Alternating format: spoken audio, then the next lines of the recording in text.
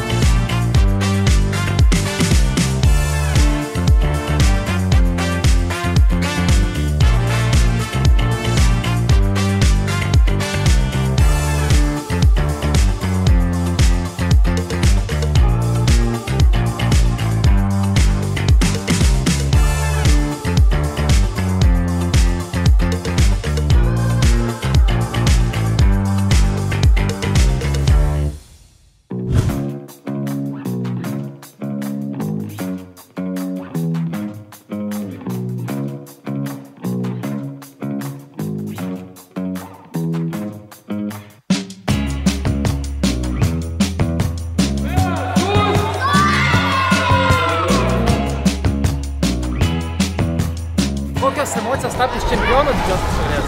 Geras. O kodėl tau krepšinis patinka? Tiesiog įdomus sportas. Iškovojot taurę pas vietos. Kokios emocijos? Geras. Labai atkaklus buvo pusfinalis, turbūt daug jėgų pareikalavo. Taip. Kodėl tau krepšinis patinka, papasakok?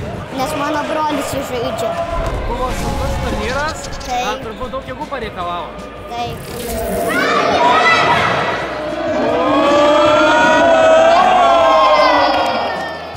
Didžiosios taurės čempionu, kokios emocijos dabar pas tave? Nu labai smagas, labai smagu tapti čempionais. Prieš turnyrą tikėjotės, kad gali taip toli nužygiuoti ir laimėti? Nu, tikėjomės visi, tarėmės ir laimėjom kažkaip. Kas buvo sunkesnis, pusfinalis ar finalas?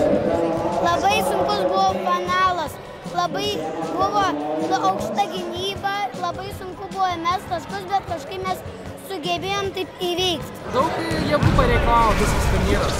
Labai daug jėgų reikėjo išnaudot, labai. Buvo dar šiandien keli pasirodymai. Kuris tavo labiausiai patiko? Kaip šoko elfai.